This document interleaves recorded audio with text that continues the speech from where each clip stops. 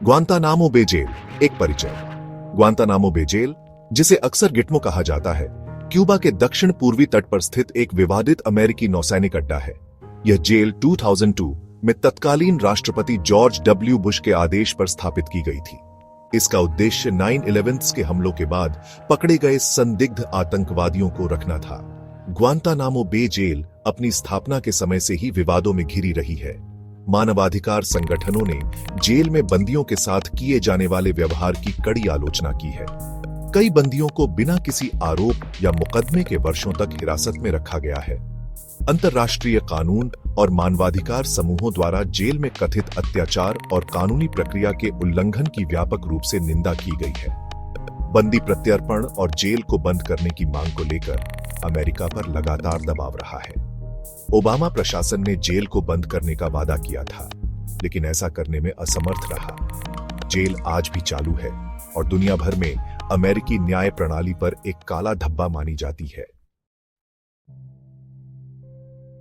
Trump प्रशासन की आव्रजन नीति। डोनाल्ड ट्रंप ने अवैध आव्रजन को रोकने के वादे के साथ 2016 का राष्ट्रपति चुनाव जीता था। राष्ट्रपति बनने के बाद उन्होंने अवैध आव्रजन को रोकने के उद्देश्य से कई कार्यकारी आदेशों पर हस्ताक्षर किए। इन आदेशों में मेक्सिको अमेरिका सीमा पर एक दीवार का निर्माण, कुछ मुस्लिम बहुल देशों के नागरिकों के अमेरिका में प्रवेश पर प्रतिबंध और अवैध प्रवासियों को पकड़ने और उन्हें निर्वासित करने के लिए संघीय एजेंसियों के प्रयासों को तेज करना शामिल था। ट्रंप प्रशासन की आव्रजन नीतियों की व्यापक रूप से आलोचना की गई थी। आलोचकों ने तर्क दिया कि ये नीतियां क्रूर, अमानवीय और भेदभावपूर्ण हैं। उन्होंने यह भी तर्क दिया कि ये नीतियां अप्रभावी हैं और वास्तव में अवैध आव्रजन को रोकने के बजाय उसे बढ़ावा दे सकती है। ट्रंप प्रशासन ने तर्क दिया कि उनकी आव्रजन नीतियां राष्ट्रीय सुरक्षा और सार्वजनिक सुरक्षा के लिए आवश्यक हैं। उन्होंने यह भी तर्क दिया कि ये नीतियां कानूनी आव्रजन प्रणाली की रक्षा के लिए आवश्यक है। ट्रंप की आव्रजन नीतियों का अमेरिकी समाज पर गहरा प्रभाव पड़ा। इन नीतियों ने परिवारों को अलग कर दिया, व्यवसायों को बाधित किया और अंतर्राष्ट्रीय समुदाय में अमेरिका की प्रतिष्ठा को धूमिल किया। ट्रंप प्रशासन के तहत शून्य सहिष्णुता नीति के कार्यान्वयन से सीमा पर परिवारों को अलग करने में वृद्धि हुई, जिसके परिणाम स्वरूप हजारों बच्चे अपने माता पिता से अलग हो गए। इस क्रूर प्रथा की व्यापक निंदा हुई और बाद में इसे रद्द कर दिया गया। प्रवासियों के लिए ग्वांतानामो कारण और तर्क। ट्रंप प्रशासन ने अवैध प्रवासियों को हिरासत में लेने के लिए ग्वांतानामो बे नौसेना बेस के उपयोग पर विचार किया। यह प्रस्ताव ट्रंप प्रशासन द्वारा अवैध आव्रजन को रोकने के लिए किए गए कई प्रयासों में से एक था। प्रशासन ने तर्क दिया कि ग्वांतानामो बे का उपयोग अवैध प्रवासियों की बढ़ती संख्या को समायोजित करने के लिए एक सुरक्षित और मानवीय स्थान प्रदान करेगा।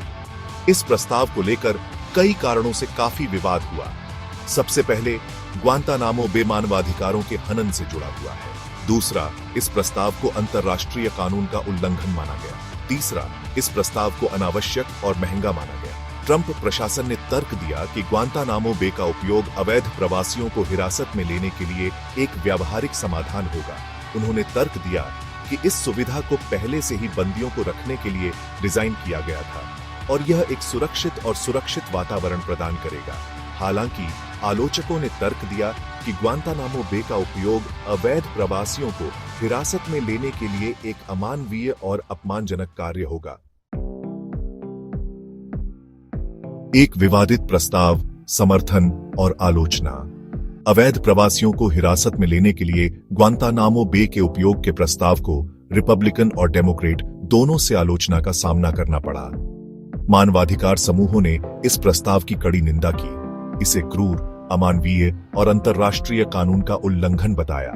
उन्होंने तर्क किया कि ग्वांतानामो बे को बंदियों के साथ दुर्व्यवहार के इतिहास के कारण बंद कर दिया जाना चाहिए, न कि इसे फिर से खोलना चाहिए। इस प्रस्ताव के समर्थकों ने तर्क दिया कि यह अवैध आव्रजन को रोकने के लिए एक आवश्यक कदम था। उन्होंने तर्क दिया कि ग्वांतानामो बे का उपयोग अधिकारियों को अवैध प्रवासियों और शरण चाहने वालों की बढ़ती संख्या को संसाधित करने के लिए एक सुरक्षित स्थान प्रदान करेगा। अवैध प्रवासियों को हिरासत में लेने के लिए ग्वांतानामो बे के उपयोग के प्रस्ताव पर कभी अमल नहीं किया गया। हालांकि यह प्रस्ताव ट्रंप प्रशासन के आव्रजन के प्रति कठोर दृष्टिकोण का संकेत था। इस प्रस्ताव ने अमेरिका में आव्रजन बहस को फिर से जगा दिया और इस बारे में सवाल उठाए कि अवैध प्रवासियों के साथ मानवीय और न्यायपूर्ण तरीके से कैसे व्यवहार किया जाए।